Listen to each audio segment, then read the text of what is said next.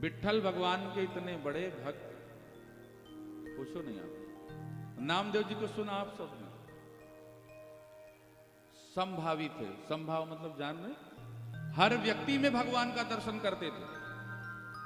हम लोग कहते भी है ना कि हर व्यक्ति के घट घट में भगवान विराजमान है, कहते तो हैं लेकिन मानते नहीं। अगर हम ये बात मान लें, कल मैं संस्कार टीवी को एक इंटरव्यू दे रहा था यहीं पे, हमने कहा कि उन्होंने पूछा महाराज जी भगदड़ हो गई, इतने सारे लोग मर गए।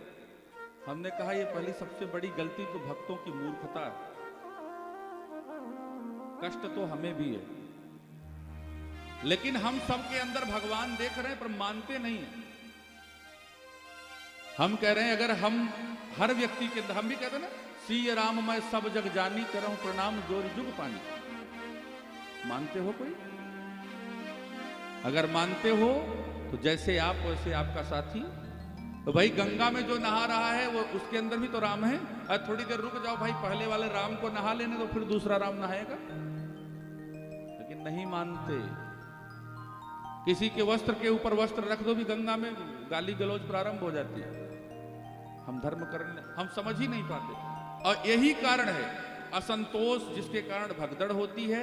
हम पहले पूजा करना चाहते हैं, कभी कभी पूजा करने से ज्यादा पूजा करने में सहयोग करना फल दे देता है। हाथ से आहुति मत डालो,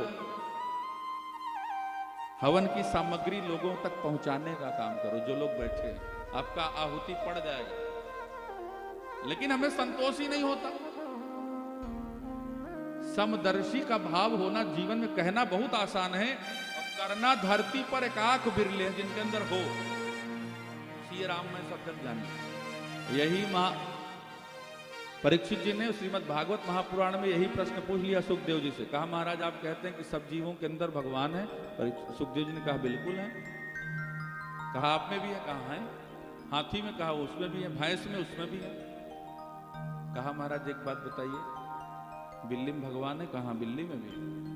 और चूहे में भी भगवान होंगे? सब जगह है तो हरि व्यापक सर्वत्र, बिल्कुल चूहे में भी भगवान है।